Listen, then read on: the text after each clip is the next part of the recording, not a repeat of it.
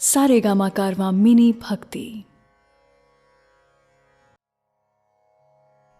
नमस्कार दोस्तों, भगवत गीता के अध्याय 8 में, जिसका शीर्षक है अक्षर ब्रह्म योग, मैं शैलेंद्र भारती आपका स्वागत करता हूं। दोस्तों, साइंस हर रोज बदलती है। हर रोज एक नई डिस्कवरी यूनिवर्स की एक नई परत खोलती है। लेकिन हजारों साल बाद भी गीता का ज्ञान नहीं बदला। ऐसा ज्ञान जिसके आगे, जिससे बड़ा कुछ भी नहीं।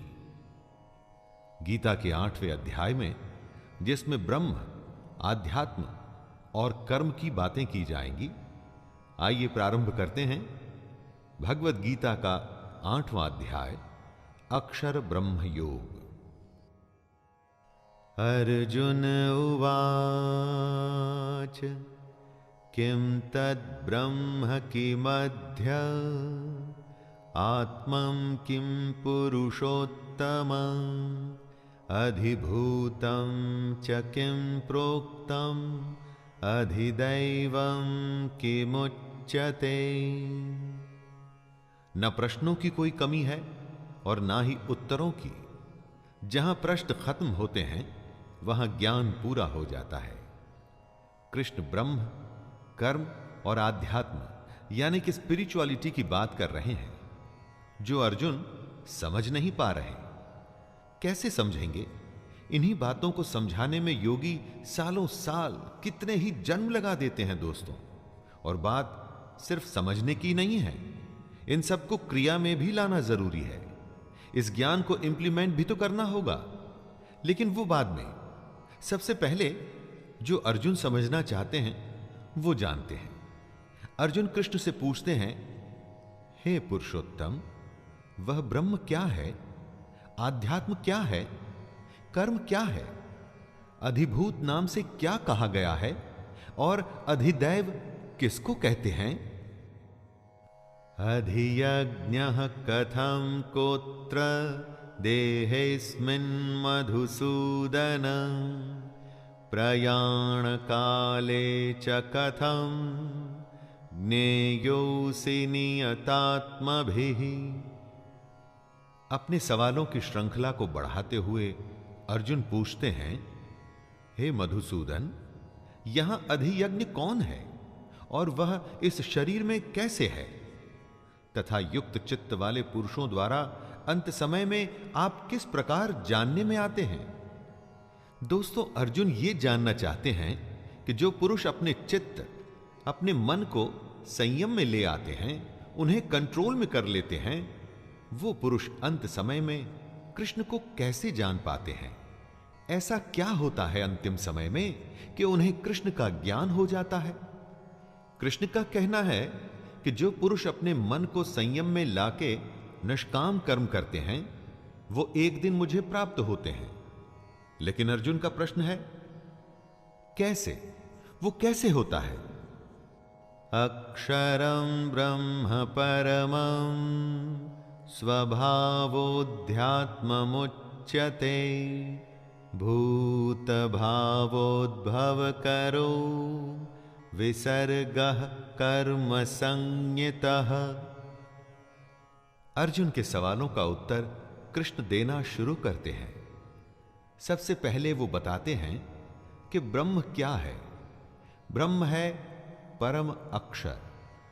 अक्षर का अर्थ होता है अक्षय, यानी कि जो खत्म ना हो, जिसका नाश नहीं होता।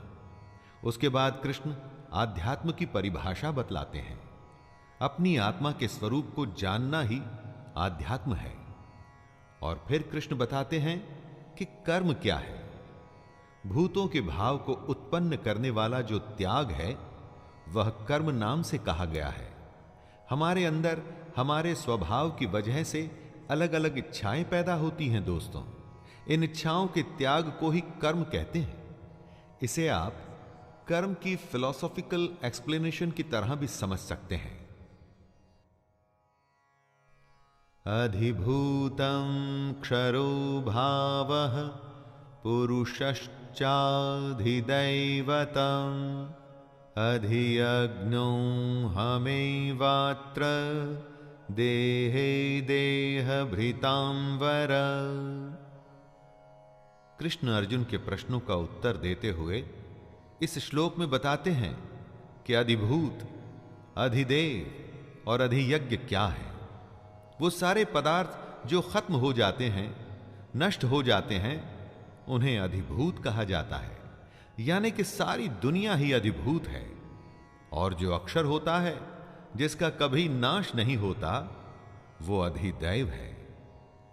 कृष्ण कहते हैं, हे देहधारियों में श्रेष्ठ अर्जुन, इस शरीर में मैं वासुदेव ही अंतर्यामी रूप से अधियज्ञ हूं।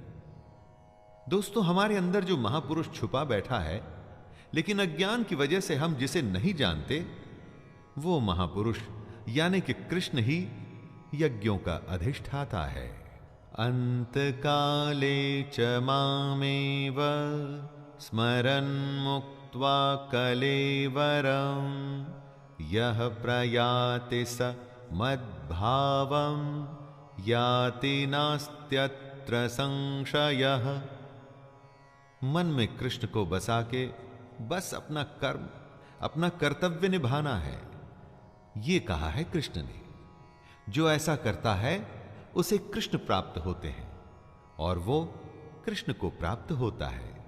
अर्जुन ने सवाल किया था कि अंत समय में जो आपको याद करते हैं, उनको आप कैसे समझ में आते हैं। उसी का उत्तर देते हुए कृष्ण कहते हैं कि जो पुरुष अंतकाल में भी मुझको ही स्मरण करता हुआ शरीर को त्याग कर जाता है, वो मेरे साक्षात स्वरूप को प्राप्त होता है। इसमें कुछ भी संशय नहीं है। यम यम वापि स्मरन् भावं त्यजत्यन्ते कलेवरं तं तमेवैति कौन्तेय सदा तद्भाव भावितः।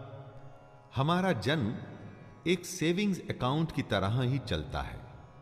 हमारे किए हुए कर्म, अच्छे और बुरे, दोनों ही उसमें जमा होते हैं और घटते भी रहते हैं। जन्मों का यही हिसाब किताब हमारे अगले जन्मों की रूपरेखा को भी रचता है।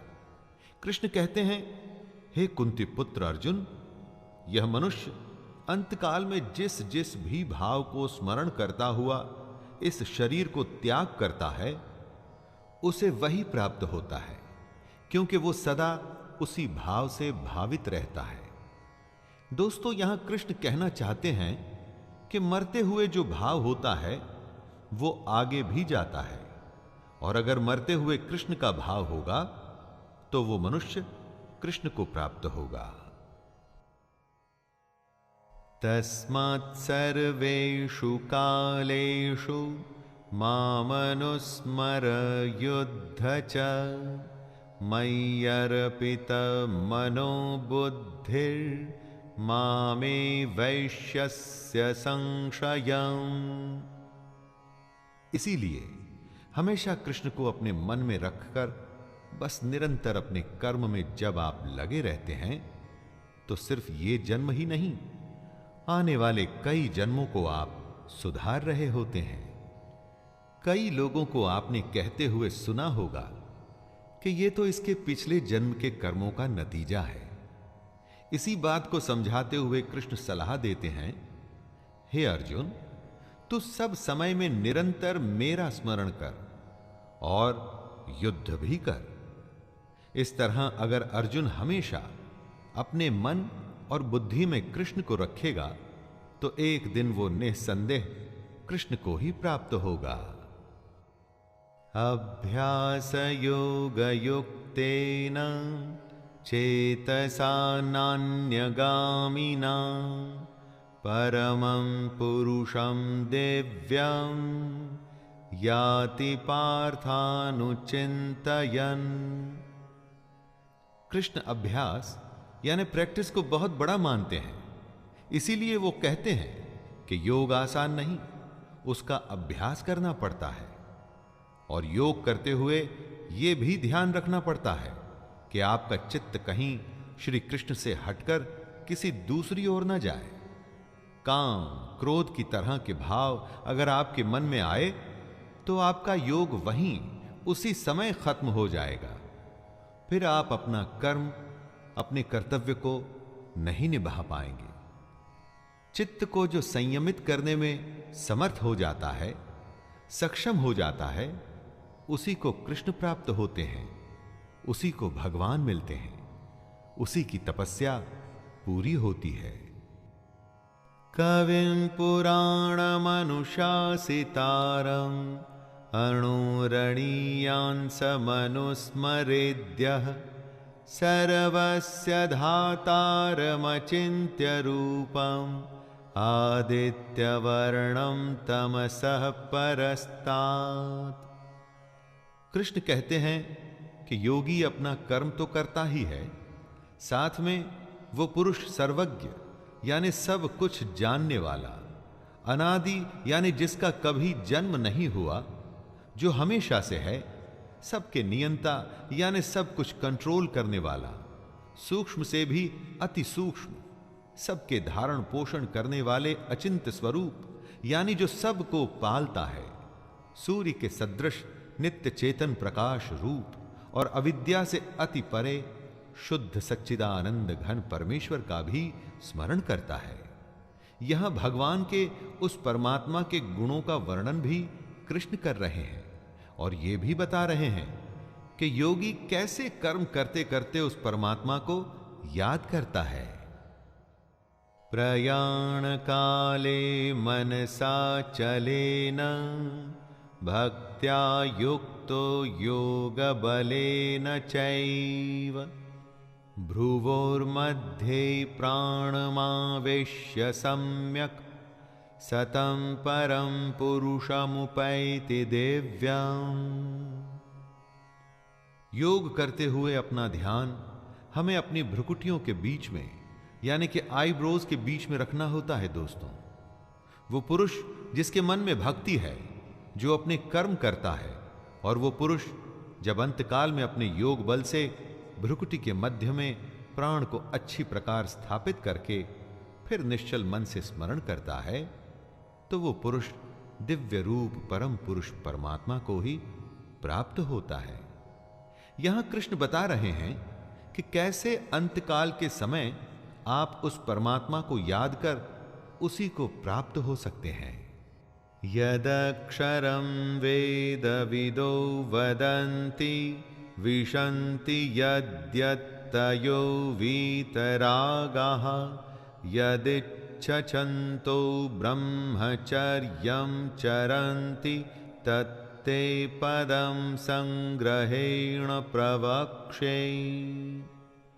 जो वेदों को जानते हैं, उनके अनुसार जिस सच्चिदानंद घन रूप परम पद को अविनाश माना जाता है, अब कृष्ण उसके बारे में बताएंगे।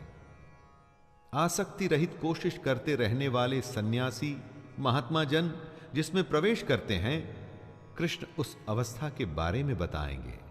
और जिस परम पद को चाहने वाले ब्रह्मचारी लोग ब्रह्मचर्य का आचरण करते हैं, उस परम पद को कृष्ण अर्जुन को समझाएंगे। दोस्तों, बहुत बड़ी बड़ी डेजिग्नेशंस होती हैं लोगों की, लेकिन एक होता है सबसे बड़ा पट, जहां से भगवान तक पहुंचने का रास्ता खुल जाता है। अब कृष्ण उसी के बारे में बता रहे हैं। सर्वद्वाराणि संयम्य मनोहृदि निरुध्य च मूर्ध्याधायात्मनः प्राणम् अस्थितो योगधारणाम् ओमित्येकाक्षरं ब्रह्म व्याहरन् मामनुस्मरन् यः प्रयाति त्यजन् देहं स याति परमां गतिम्। दोस्तों, कृष्ण इन श्लोक में एक प्रोसेस की बात कर रहे हैं, वो प्रणाली जो आखिरी समय में आपको भगवान से मिला सकती है। जरा ध्यान से सुनिएगा। सब इंद्रियों के रास्तों को रोककर और मन को हृदय के एकदम अंदर में स्थिर करना है। ऐसा करने के बाद उस जीते हुए मन द्वारा प्राण को मस्तक के बीच में स्थापित करना है। भगवान से जुड़ी योग धारणा में स्थित होकर जो पुरुष ओम अक्षर रूप ब्रह्म को उच्चारण करता हुआ और मुझ निर्गुण यानी बिना गुण वाले ब्रह्म का चिंतन करता हुआ शरीर को त्याग कर जाता है, कृष्ण कहते हैं कि वह पुरुष परम गति को प्राप्त होता है। अनन्य चेता सततम यो मां स्मरते नित्यशः तस्याहं सुलभः पार्थ नित्ययुक्तस्य योगिनिः। प्रेमी प्रेमिका को आपने बहुत बार ये कहते हुए सुना होगा कि तुम्हारे सिवा मेरे दिल में और कोई है ही नहीं। कृष्ण भी कुछ ऐसा ही करने को कह रहे हैं दोस्तों, बस फर्क यह है कि प्रेम कृष्ण से ही होना चाहिए। सुनिए कृष्ण अर्जुन से क्या कहते हैं। हे अर्जुन, जो पुरुष मुझ में अनन्य चित्त होकर सदा ही निरंतर मुझ पुरुषोत्तम को स्मरण करता है, उस नित्य निरंतर मुझ में युक्त हुए योगी के लिए मैं सुलभ हूं, अर्थात उसे सहज ही प्राप्त हो जाता हूं। जिसके चित्त में कृष्ण के अलावा और कोई नहीं, कृष्ण उसी को प्राप्त होते हैं दोस्तों, किसी और को नहीं। यहां कृष्ण से मतलब उस परमात्मा से है जिसकी आत्मा हम सब में है। मामुपेत्य पुनर्जन्म दुःखालयम शाश्वतम् नाप्नुवन्ति महात्मानः संसिद्धिं परमां गताः। ब्रह्मा का एक मोमेंट हमारे कई सालों के बराबर होता है, इसीलिए हमारे जन्म को, धरती के इस जीवन को क्षण भंगुर कहा जाता है और साथ में इसे दुखों का घर भी कहा जाता है। परंतु जो कृष्ण का स्मरण करते हैं, अपने कर्म को निष्काम तरीके से करते हैं, अपने कर्तव्यों को निभाते हैं, उन्हें ही परम सिद्धि मिलती है। और ऐसी परम सिद्धि मिलने वालों को कृष्ण महात्मा जन कहते हैं। कृष्ण कहते हैं, ये महात्मा जन मुझको प्राप्त होकर दुखों के घर एवं क्षण भंगुर पुनर्जन्म को प्राप्त नहीं होते। यानी कि जिनको सच पता चल जाता है ना दोस्तों, सिद्धि उन्हें मिल जाती है, फिर वो पृथ्वी के इस क्षण भंगुर और दुख भरे जीवन में दोबारा नहीं आते। आ ब्रह्म भुवनान् लोकाः पुनरावर्तिनोऽर्जुन मामुपेत्य तु कौन्तेय पुनर्जन्म न विद्यते। ब्रह्मा की दुनिया हो या हमारी ये धरती, ये सब लोग पुनरावर्ती हैं, यानी कि इनका खत्म होते ही शुरू होना भी तय है। एक तरह के रोटेशन में रहते हैं ये लोग, इसीलिए हमारी दुनिया को मृत्यु लोक कहा जाता है। यहां जन्म होता है और मृत्यु होती है, और यही चक्कर लगा रहता है। इसी बात को कृष्ण समझा रहे हैं। वो कहते हैं, हे कुंती पुत्र, मुझको प्राप्त होकर पुनर्जन्म नहीं होता, क्योंकि मैं कालातीत हूं और ये सब ब्रह्मादि के लोक काल द्वारा सीमित होने से अनित्य है। जो कृष्ण को प्राप्त हो जाता है दोस्तों, वो दोबारा जन्म नहीं लेता।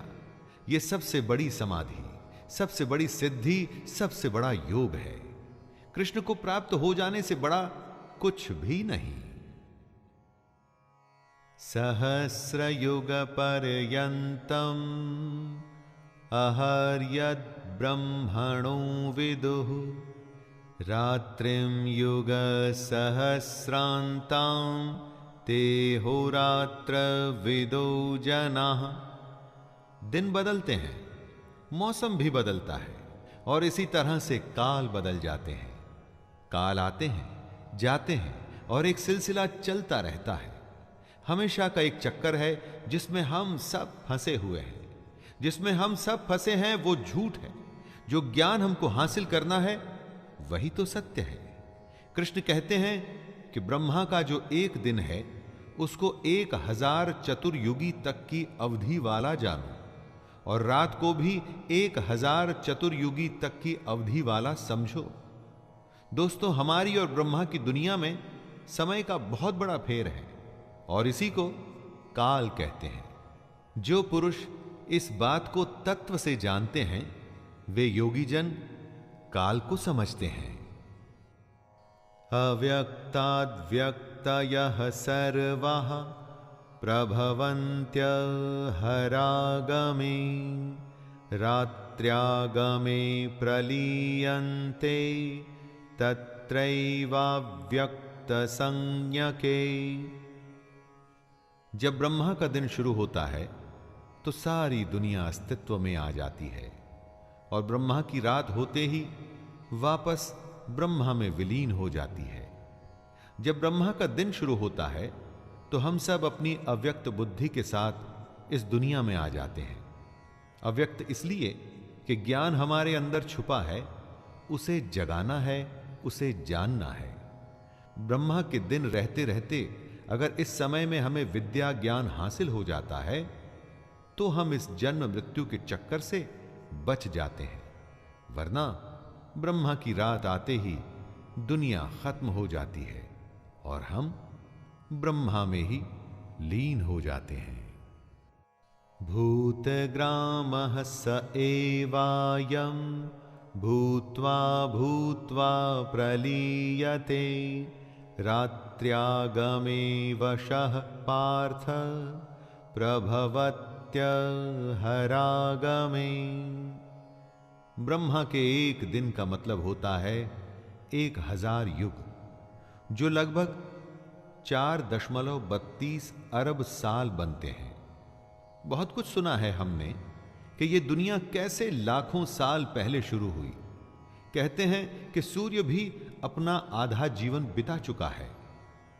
तो ब्रह्मा की आंख खुलते ही दिन शुरू होता है और भूत समुदाय जन्म लेता है, यानी कि एक नया ब्रह्मांड जन्म लेता है, और फिर अरबों सालों के बाद प्रलय या किसी भी वजह से यह दुनिया खत्म हो जाती है और दोबारा बिग बैंग यानी कि ब्रह्मांड विस्फोटक से शुरुआत होती है, और यह क्रम निरंतर चलता रहता है। परस्तस्मात्तु भावोऽन्यो व्यक्तो व्यक्तात् सनातनः यः स सर्वेषु भूतेषु नश्यत्सु न विनश्यते। जब ये दुनिया अस्तित्व में आती है तो हमारी बुद्धि अव्यक्त अवस्था में रहती है, इंद्रियों से दिखाई नहीं पड़ती, इसलिए हमें जागृत होना पड़ता है। ज्ञान हासिल करने के लिए योग और कृष्ण का आसरा लेना पड़ता है, लेकिन इस अव्यक्त बुद्धि से भी परे जो है वो है सनातन अव्यक्त भाव। ये सनातन अव्यक्त भाव ही कृष्ण का धाम है। ये भाव भी हमारे अंदर ही छुपा होता है दोस्तों, बस हमें इसे जगाना होता है, इसे पहचानना होता है। यह भाव अविद्या में अचेत यानी कि अनकॉन्शियस होता है, और विद्या आ जाने से कॉन्शियस हो जाता है। अव्यक्तोऽक्षर इत्युक्तस्तमाहुः परमां गतिं यं प्राप्य न निवर्तन्ते तद्धाम परमं मम। जब हम जन्म लेते हैं तो हमारे अंदर सनातन अव्यक्त भाव होता है। इसी बात को कृष्ण समझाते हुए कहते हैं कि ये जो अव्यक्त है ना, इसे ही अक्षर नाम से पुकारा गया है। इसी अक्षर नाम के अव्यक्त भाव को परम गति कहते हैं। हे अर्जुन, इसी सनातन अव्यक्त भाव को प्राप्त होकर मनुष्य वापस नहीं आते, वही मेरा परम धाम है। दोस्तों, अपने अंदर इसी छुपी हुई भावना को पहचानना होता है। योग का जब हम अभ्यास करते हैं, ध्यान लगाते हैं, अपने कर्मों को निष्काम होके करते हैं, तो वो सब इसी भाव की पहचान के लिए करते हैं। इसको यदि हम आसान शब्दों में कहें तो ये कि अपने अंदर छुपे हुए कृष्ण को पहचानिए। पुरुषः सपरः पार्थ भक्त्या लभ्यस्त्वनन्यया यस्यान्तः स्थानि भूतानि येन सर्वमिदं ततम्। ये जो पूरी दुनिया है, सारे भूत हैं, जितने भी जीव और निर्जीव हैं, ये सारे उसी परमात्मा में से आए हैं। जो भी हमको दिखता है ये उसी परमात्मा का ही रिफ्लेक्शन है। और अगर ऐसे परमात्मा को हासिल करना है तो सिर्फ अनन्य भक्ति से ही हो सकता है। अनन्य भक्ति यानी कि ऐसी भक्ति जिसमें आपके श्रद्धेय के सिवा आपके मन में, आपके चित्त में और कोई नहीं हो। कृष्ण ऐसे परमात्मा को पाने का रास्ता बताते हुए कहते हैं कि आपकी भक्ति लगातार और सच्ची होनी चाहिए। जीवन में कोई भी ध्येय अगर पूरा करना है तो उसके लिए भी तो यही रास्ता है दोस्तों, लगातार और सच्ची लगन। यत्र काले त्वनावत्तिम आवृत्तिम चैव योगिनः प्रयाता यान्ति तं कालं वक्ष्यामि भरतर्षभ। जिनको इस जन्म में ज्ञान हासिल हो जाता है, जो अपने अंदर के परमात्मा को पहचान जाते हैं, उनका पुनर्जन्म नहीं होता दोस्तों। लेकिन जो ऐसा नहीं कर पाते, उनका फिर से बार बार जन्म होता रहता है। हम किस समय अपनी देह को त्याग रहे होते हैं, उसका भी बहुत बड़ा महत्व है। इसी समय, काल और मार्ग को समझाते हुए कृष्ण हमें बता रहे हैं कि शरीर का त्याग करते हुए किन किन बातों का ख्याल रखना चाहिए। आपको याद होगा कि कैसे भीष्म पितामह बाणों की सेज पर लेटे रहे और सही समय आने पर ही उन्होंने अपने शरीर का त्याग किया था। अग्निर्ज्योतिरः शुक्लः क्षणमासा उत्तरायणं तत्र प्रयाता गच्छन्ति ब्रह्म ब्रह्मं विदो जनाः। कृष्ण अगर जीने का ज्ञान देंगे तो क्या मरने का ज्ञान नहीं देंगे? इस श्लोक में वे यही बता रहे हैं। कौन सा समय मरने के लिए अनुकूल है? जिस काल में सूर्य चमक रहा हो, ज्योतिर्मय अग्नि जल रही हो, शुक्ल पक्ष का चांद बढ़ रहा हो, उत्तरायण का सुंदर आकाश हो, ऐसे काल में देह त्यागने वाले को ब्रह्म मिलता है। जो ऐसे समय में अपनी देह त्यागते हैं, मृत्यु को प्राप्त होते हैं, उनका पुनर्जन्म नहीं होता। दिन रोशनी, ज्ञान और विद्या का प्रतीक है। शुक्ल पक्ष निर्मलता से जुड़ा हुआ है। अग्नि को ब्रह्म तेज का प्रतीक माना गया है। धूमो रात्रिस्तथा कृष्ण क्षणमासा दक्षिणायनं तत्र चांद्रमसं ज्योतिर्योगी प्राप्य निवर्तते। कृष्ण जीने के साथ साथ मरने का भी सलीका सिखा रहे हैं। कौन से काल में मृत्यु उत्तम नहीं होती है, इसी बात को वो बता रहे हैं और कह रहे हैं कि जिस मार्ग में धूमाभिमानी देवता हैं, अर्थात यज्ञ की अग्नि तो हो लेकिन धुएं से ढकी हो, धुआं फैल रहा हो, रात्रि अभिमानी देवता हो, मतलब रात का समय हो, तथा कृष्ण पक्ष का चंद्रमा क्षीण हो रहा हो और दक्षिणायन के 6 महीने हो, उस मार्ग में मरकर गया हुआ सकाम करने वाला योगी पुनर्जन्म लेता है, अर्थात उसको दोबारा जन्म लेना पड़ता है। वो योगी जन्म मरण के चक्कर से मुक्त नहीं हो पाया है। शुक्ल कृष्णे गति हेते जगतः शाश्वते मते एकया यात्यनावृत्ति मन्यया वर्तते पुनः। जगत के ये दो प्रकार हैं, शुक्ल और कृष्ण। एक में चंद्रमा बढ़ता है और दूसरे में घटता है। शुक्ल पक्ष में गया हुआ योगी फिर नहीं आता, उसे वापस नहीं लौटना पड़ता, उसको परम गति प्राप्त होती है। और कृष्ण पक्ष में जब कालिमा हो और प्रकाश क्षीण हो, ऐसे समय में गया हुआ योगी वापस आता है, अर्थात जन्म मृत्यु को प्राप्त होता है। जब तक योगी को पूर्ण प्रकाश न मिले तब तक उसे भजन करना है। योगी सही समय पर ही प्राण त्याग सकता है। अगर समय सही नहीं तो उसको इंतजार करना होगा। नैते श्रुति पार्थ जानन योगी मुह्यति कश्चन तस्मात् सर्वेषु कालेषु योगयुक्तो भवार्जुन। मृत्यु के सही समय को समझाते हुए कृष्ण कहते हैं, हे पार्थ, इस प्रकार इन दोनों मार्गों को तत्व से जानकर कोई भी योगी मोहित नहीं होता, क्योंकि योगी जानता है कि अगर उसे पूर्ण प्रकाश मिला तो ब्रह्म प्राप्त होगा, क्षीण प्रकाश में वो दोबारा आएगा। दोनों ही गतियां शाश्वत हैं, यानी हमेशा के लिए।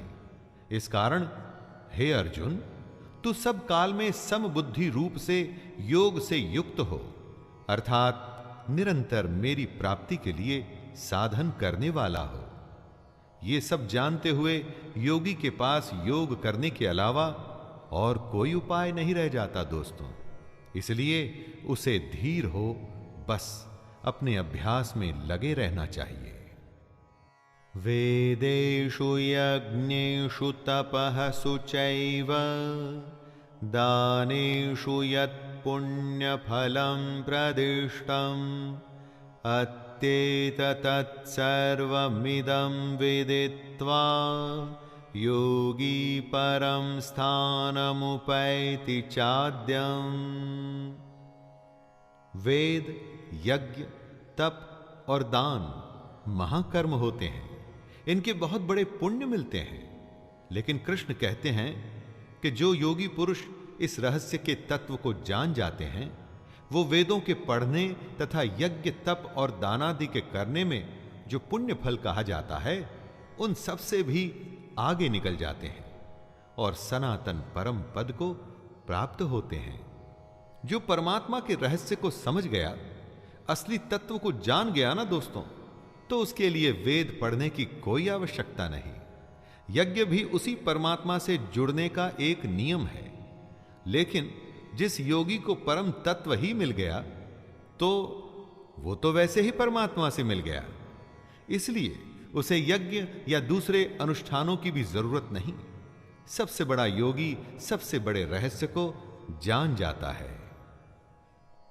तो दोस्तों, ये था कृष्ण की भगवत गीता का 8वां अध्याय। इसमें कृष्ण ने ब्रह्म, कर्म, आध्यात्म और मृत्यु के बारे में अर्जुन की शंकाओं को दूर किया। शंकाएं सिर्फ अर्जुन की ही नहीं है दोस्तों, हम सबकी दूर हो रही हैं, है ना?